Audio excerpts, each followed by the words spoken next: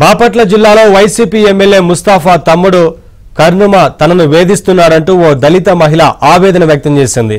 అయితే కర్నుమ ఆగడాలు మితిమీరిపోతున్నాయంటూ కోరిషిపాడు మండలం బొడ్డువానిపాలెం గ్రామానికి చెందిన దళిత టీచర్ సుధారాణి వాపోయింది.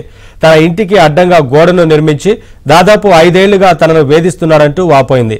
సీఎం జగన్ను కలవడానికి వెళ్తే బెదిరిస్తున్నారని ఆవేదన వ్యక్తం చేసింది. దళిత మహిళ అయిన తనపై కక్ష కట్టారని, ఏపీలో ఉన్న అధికారులు వ్యవస్థలు వైసీపీ ప్రభుత్వానికి చుట్టాలుగా మారాయంటూ ఆగ్రహం వ్యక్తం చేసింది.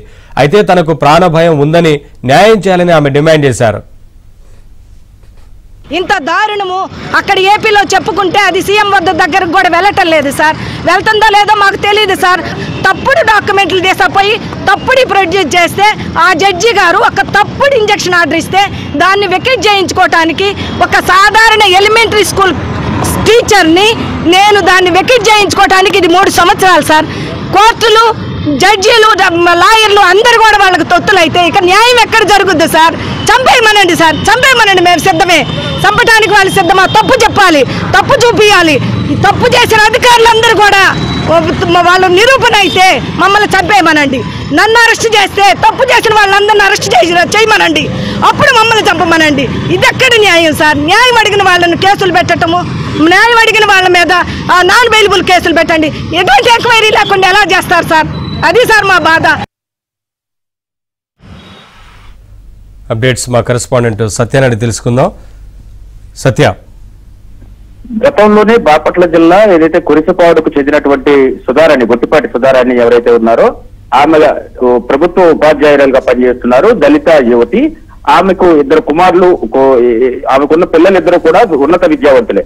వీరందరూ కూడా ఎంతో కష్టపడి ప్రభుత్వ సాయంతో చదువుకుంటున్న పరిస్థితి అయితే ఉంది. అయితే వీరికి సంబంధించిన ఇంటికి వెళ్లకుండా దారికి అడ్డంగా కొంతమంది కావాలని గోడను నిర్మించడంతో ఆమె తన నివాసం నుంచి సీఎం క్యాంప్ ఆఫీస్ వరకు గతంలో పాదయాత్రగా వచ్చిన పరిస్థితి అయితే ఉంది. ఆమె వీల్ చైర్ లో ఉంటే పిల్లలు ఆ వీల్ చైర్ ను తోసుకుంటూ సీఎం నివాసం సమీపంలోని కొల్లనకొండ వరకు వచ్చారు. అక్కడ ఎంఆర్ఓ, స్థానిక ఎంఆర్ఓ వారిని అడ్డగించి అక్కడి నుంచి పోలీసులు పిలిపించి వారిని వెహికల్లో పంపించిన పరిస్థితి. మేము దాన్ని సరిచేస్తామని చెప్పి అప్పట్లో ఎంఆర్ఓ హామీ ఇచ్చిన పరిస్థితి అయితే ఉంది. అయితే తరువాత కూడా పరిస్థితి చక్కదిద్దకపోవడంతో ఆమె మరోసారి పాదయాత్రగా వచ్చే ప్రయత్నం చేశారు. ఈలోగా ఏబిఎన్ ఆంధ్రజ్యోతిలో వచ్చిన వరుస కథనాలు చూసి జాతీయ కమిషన్ కథనాలపైన జాతీయ ఎస్సీ కమిషన్ కూడా స్పందించి ఈ ఉదంతంపై 15 రోజుల్లోగా పూర్తిస్థాయి నివేదిక ఇవ్వాలని జిల్లా కలెక్టర్కు ఆదేశించింది. బాపట్ల జిల్లా కలెక్టర్కు 338 ప్రకారం సమన్లు పంపుతాం, ఒకవేళ మీరు గనక నోటీస్ తీసుకోకపోతారని కూడా హెచ్చరించిన పరిస్థితి అయితే ఉంది. ఆ తర్వాత కూడా అక్కడ గోడను తొలగించి అక్కడ వారికి దారి ఇచ్చిన పరిస్థితి. అయితే తర్వాత కొన్నాళ్ళకి మరల యథాస్థానంలో అక్కడ గోడ నిర్మించారు వైసీపీకి సంబంధించిన నాయకులు. ముఖ్యంగా గుంటూరు ఈస్ట్ ఎమ్మెల్యే ఎవరైతే ఉన్నారో ముస్తఫా, ఆయన తనయుడు కర్ణమ, అదేవిధంగా నేరెళ్ల వెంకటేశ్వర్లు అనేవాళ్ళు కావాలని వైసీపీకి సంబంధించి వీరు తమకు దారి ఇవ్వటం లేదని ఆమె ఆవేదన వ్యక్తం చేశారు. తాను ఆంధ్రప్రదేశ్ లో ఉండలేనని, తనకు ఆంధ్రప్రదేశ్ లో రక్షణ లేదని కూడా కొద్దిసేపటి క్రితం జాతీయ ఎస్సీ కమిషన్ కి సంబంధించినటువంటి డైరెక్టర్ ను కలిసి ఈ విషయాన్ని కూడా చెప్పిన పరిస్థితి అయితే ఉంది. ప్రస్తుతం ఆమె అద్దంకి మండలం గాజువాలపాలెంలో స్కూల్ 2nd గ్రేడ్ టీచర్ గా పనిచేస్తూ ఉన్నారు.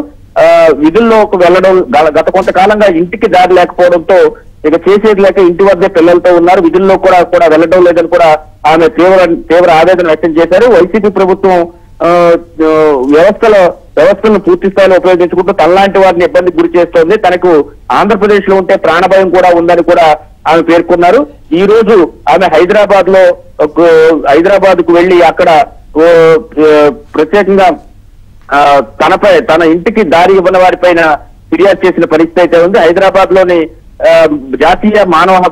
జాతీయ హక్కుల కమిషన్ కార్యాలయంలో డైరెక్టర్ సునీల్ ను కలిసి తన సమస్యను కూడా పూర్తి స్థాయిలో వివరించారు. ఈ నెల 18వ తేదీకి సరిగ్గా ఏడాదిగా తన ఇంట్లో ఉండకుండా బంధువుల ఇంట్లో ఉంటున్నామని కూడా ఆమె పేర్కొనడం జరిగింది. గతంలో అధికారులు అక్కడ గోడను తొలగించినప్పటికీ కూడా తిరిగి వైసీపీ నాయకులు అక్కడ గోడ నిర్మించారని ఆమె తీవ్ర ఆవేదన అయితే వ్యక్తం చేస్తూ తన నిరసనను పదే వ్యక్తం చేస్తున్నా న్యాయం జరగట్లేదని ఆవేదన చేస్తున్న పరిస్థితి ఉంది.